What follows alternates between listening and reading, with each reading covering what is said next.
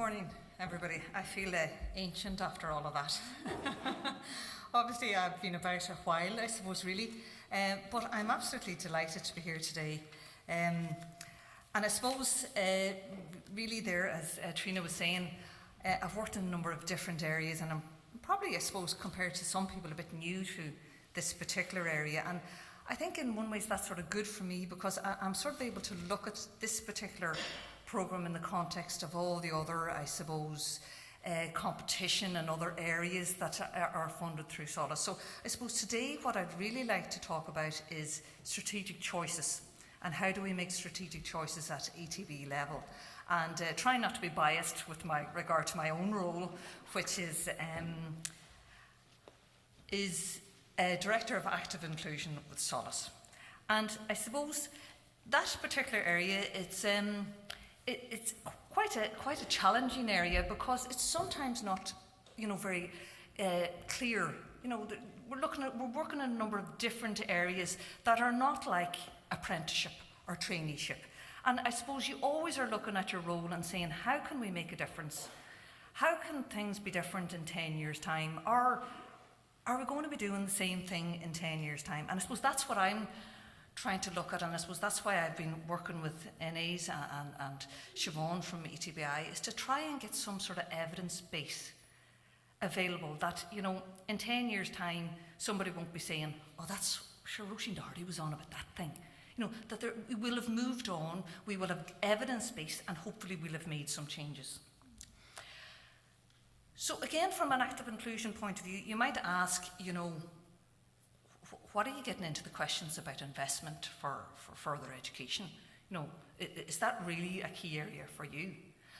And I would say, actually, it is the key area for me. And my area, SOLAS does not deliver programmes. We don't have expertise like what NALA has. We don't have the coordination from the ETBs. We have a specific function. And from my perspective, I want to look at the programmes that SOLAS offers, and in particular the areas I have responsibility for, to see if a case can be made. What investment should we make for further education? What programmes, what areas, and what makes a better life? Or are we going to just continue as we've done over the years? And now I'm not getting into rhyming off with regard to acts and legislation and all that sort of stuff, but there is a particular area that I just want to focus on. We have our own, we coordinate and fund, arrange provision, and we influence and support. And Andrew had mentioned that earlier. ETBs are independent on their own right, so we work to influence and support and, move the dial with regard to further education and training. Again, just to the next slide will sort of bring me more clearer as to what I want to actually particularly focus on today. But this is, I suppose, just the role of SOLAS. We plan, we coordinate, we do some research, and we manage a number of programmes as well. And in that, as Andrew mentioned earlier, we developed the further education and training strategy, and within that is the adult literacy and numeracy strategy, which I have responsibility along my team to oversee the implementation of that strategy. And I suppose the reason I am definitely here today is that there's 11 actions in the further education adult literacy strategy, and one of those is family learning. And again, as I said, we're trying to move the dial on that and trying to, I suppose, move it on in that particular regard. Now, Mary mentioned this earlier, and I was delighted that Mary had actually mentioned that. For me, the whole area of family literacy and the whole area of literacy and numeracy should be taken under the looking through the glass with regard to economies and efficiencies. Because SOLAS is an organisation that is accountable under the Act for the economic use of our resources, and that is the 630 million. How is that going to be spent? How are we going to make evidence-based human capital investment decisions that are both efficient and equitable? And to me, that's key. What programmes are we going to run that will deliver on this? And I don't want to, give the game away just yet, but from my perspective, family literacy is a way up there, the returns on investment. So I suppose what I'm looking at really is how can we evidence-base that? And we've started with regard to these mapping exercises that we have with the literature review of the policy context, because there's no point in Siobhan McAtee or Ennis or myself or Andrew, walking into any intergovernmental department meeting and saying, oh, family literacy, it's a great programme, it's marvellous. That won't really wash from our perspective when you have deeper and when you have funding organisations from the EU looking at your outcomes. You have to have the evidence, and we have started that today, where we have NALA commissioned to do some research in this whole particular area. But I will acknowledge there's a massive road to go. We have just started as such. So I mentioned earlier with regard to the efficiencies and effectiveness, and I suppose I just want to bring you into a wee bit into, I suppose, my world. This is the programmes that SOLAS offers, our funds, I should say, with the Further Education and Training Authorities. There's continuing education, and then there's initial education. And I suppose there's always a balance between those. There's workplace learning as well, community education. There's a massive pot of provision. And I suppose today we're all here looking at family literacy, but when I have to, I suppose, look at it with regard to how does this programme fit in the overall perspective, and how is it going to be, how is it going to change in the future in the context of all these programmes that we particularly offer. So you can imagine, there's a wide range of programmes. There's the list of them there. You're well aware of the traineeship programmes and apprenticeship, local training initiatives, special training initiatives, all that range of provision.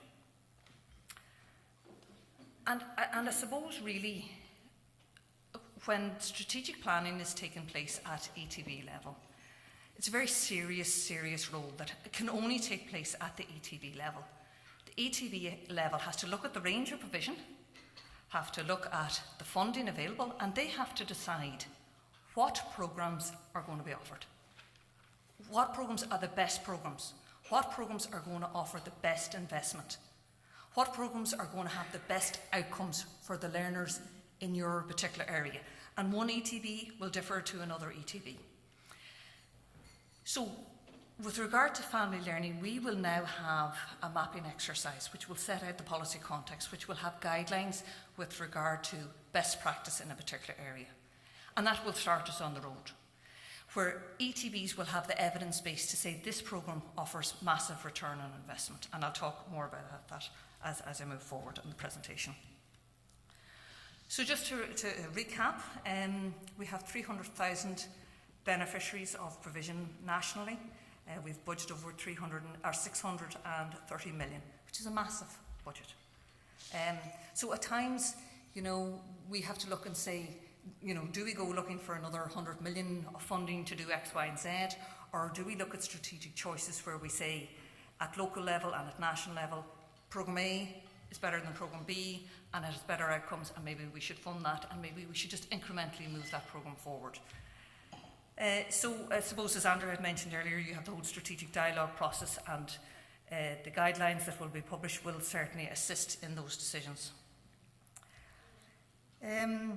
It's just one. The question then as well, I mentioned earlier, there's the question of funding, and how does family learning fare in all of that? Unfortunately, I'm not here to tell any good news stories. If I was here with a good news story, my job would be done, but my job is far from done. There's very little in the national scene with regard to family literacy, in my view. There's roughly 3,000 beneficiaries. To me, that's very, very little. But we are moving forward, and I suppose, once we have the evidence base, people will be in a position to make decisions that affect their particular area. Now, I know it's a very, very difficult programme. You have to go out and recruit for it, and I'm certainly not going to get into the best practice for practitioners, because that's certainly your expertise. But and I'll talk about it later. With the new strategy coming down the tracks, how can we influence that, and how can we maybe make slight changes to that? And also, I suppose, the cost of interventions. Do we as a society, and this is where the conversation starts today, do we as a society say it's actually in the long-term interest of all of us to invest €100 per person on a family literacy programme and bring forward opportunities for children and their parents? Or do we wait till they're 16 And then we say, you're an early school leaver, you didn't achieve, you haven't done well, you haven't got this, you haven't got that, and we invest 32,000. Is that a good decision? And it's very hard decisions because you're not looking at immediate decisions, you're looking at long-term decisions. So I suppose in every ETB they'll be looking at those really, really difficult questions. Where do you invest? Where do you invest? And as Ennis mentioned earlier, it is extremely difficult. And the reason it's difficult is that my role, I don't fund, Andrew, we don't fund children per se. Our current measurement systems are measuring the outcome of adults. But we all know, and this is, and Mary alluded to it earlier, across the world it's obvious, and the research is there that says the highest return on investment is for programmes in family learning. Now, it's the highest return on investment of all adult literacy programmes, all continuing education programmes. It has the highest return of investment. And again, Mary mentioned earlier with regard to Hickman and other researchers, you're talking about maybe, to be honest with you, I don't have the exact figures, but the investment in a young person at 3 years of age has a massive, massive return on investment as opposed to investment later in life, and should we all sort of know that? So those are questions that we're going to have to sort of ask ourselves as we go forward. And just to finish that point actually there about the investment, there is no data, there is no longitudinal surveys that would actually go as far as to say how effective is family learning? Is it more effective than other programmes as initial education, initial vocational educational options? Is it even more effective than that?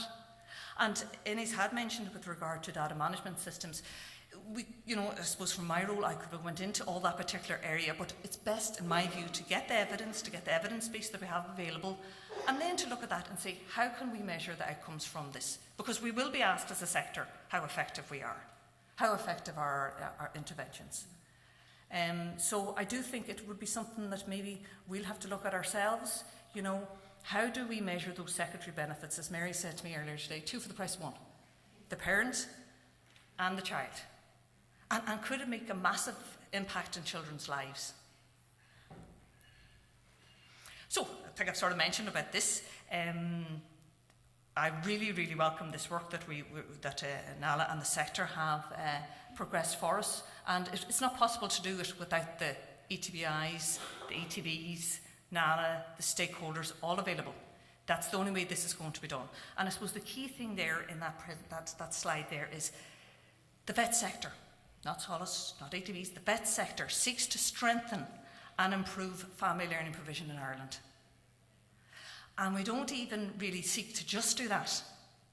We could have really good programmes and really good practice and really good quality of programmes, which is critical. But if we don't invest in it, we'll have good quality in particular. We will have good quality, but it's the volume, I suppose, that I'm sort of moving on to now. Now we've sort of set the base with where we will have this best practice guidelines, but we will have to look at the next question of the funding of those programmes. And I suppose really this is, again, I'm not going to go into this in too much detail because everybody, you have all this research. That's why today I really just wanted to look at it from my perspective with regard to funding, etc.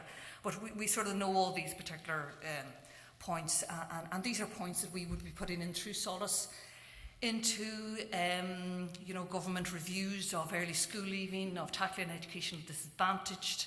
You can only say it so many times really, but it's up to us and it's up to me and it's up to people in this room here to start the conversation to try and change that. Continued and enhanced investment in further education. It addresses intergenerational educational disadvantage and inequality. The importance of high returns to investment in the early years of a person's life, as inadequate early investments are difficult and costly to remedy later. So I think to me now that was really, really key there, that this early intervention has much more higher returns on investment than waiting until a child is much older. And then you have the whole, Ennis had mentioned it there earlier, you have the whole psychological damage that is done over 16 years where people maybe, children think they've actually failed, and it's very hard to reverse that at an older age. Adult learning activities provided by the vet sector aimed at young adults are crucial input to early learning and childhood development, and it carries the additional benefits of improving early education environments for children who are otherwise disadvantaged. And again, as Mary alluded to it earlier, the highest returns of investment are for disadvantaged families who wouldn't have the benefit of the support system. And as Mary actually said it, and I wrote it down, some children win the lotto, and some children don't actually have that advantage. And I suppose they're the particular children and families that us in the vet sector should try and target, and I know we already do that. So, again, just, I suppose really we're looking at here, I suppose, the whole OECD research, and we've mentioned it already, it tackles disadvantage, the whole range of other, I suppose, benefits that come about from family learning, promoting work-life balances, etc. And I suppose this is really the key slide that I wanted to really talk about, really. We have mapped Irish family literacy currently, and this will give us the evidence base to make decisions. And I would think when we're looking at the strategy, we will have to be looking at things like the return on investment over the life cycle of that individual. And we have certainly moved towards that. We will have a database that will allow us to look at the returns on investment over a period of time. And under the criteria we have under our legislation, it is something that we will have to look at. But also looking at the stages of the educational life cycles. And I suppose just repeating what I've actually really said is that, the early investment, how can we value that? How can we account for that? How can we measure that? How can we look towards that? And we have a number of different ideas how we could do that. But really, if we really have to go down this road to prove it, I suppose you're really going to have to look at some longitudinal surveys. But while we're waiting for that, I suppose really we're here today, we've champions of this whole area, and I suppose it's just building that evidence, getting champions out into each ETBs, and I suppose working through the strategic dialogue process, which I will talk about later. And I do think that this is going to be a key area for us, because we will have to be looking at, I suppose, the rate of returns, or are we going to ignore that? Will that be a criteria for looking at, what areas are strategic, what areas are most effective, and how are we going to measure that? Given that, roughly we have about 140,000 beneficiaries that work in the whole, or that have learning opportunities in the area of community education and adult literacy. How are we going to invest it? How are we going to prioritise that particular funding, and is additional funding needed, or how are you going to do that at local level? And I do think the whole area of the return on investment will be key. And I've mentioned the benefits to the child, and I suppose the lost opportunities for not investing at an early age, and that we will be starting the conversation in that whole area. Really, to be honest with you, that's really my main point that I wanted to make today. I have a few other slides, but they're really just backing up the evidence that you already know, and I've one or two slides just left on the strategic dialogue process. But I do think we have made significant progress. As Andrew said, we have a number of priorities under the literacy and numeracy strategies which we've prioritised, and this is one that we certainly have prioritised. And also, given that we have this evidence base that will be available to us shortly, myself and Andrew and my team, we work with coordinating the responses to all the active inclusion strategies across government on behalf of the further education sector. So we're working with, for example, the DESH strategy. We're looking at the, so many of them, I wrote a few of them down just to remind me. National Positive Ageing, the CARES strategy, the National Integrated Framework for Social Inclusion, the Migrant Strategy, the Comprehensive Employment Strategy, the Traveller Strategy, Pathways to Work, National Disability Strategies, Better Outcomes, Better Futures, National Strategy for Women and Girls. So what I'd really be saying is, now that we have the evidence, would it not be that family learning would be a cornerstone of a lot of those strategies? And that's within our gift. We can coordinate that across the further education sector. And I think that would have a major outcome then for learners as well, if the family learning has that profile. this is just again some stats to back up what we already know. Do you know that really 32% of school-age children never receive help with their homework? You know, and some people say, well, why is that? Why don't people do that? But you yourselves know the answer to those particular ones. If you're an early school leaver, you're 18%. 18% of school leavers are unemployed. No, why is that? Can you make any change to that? Maybe if there was an early intervention in that.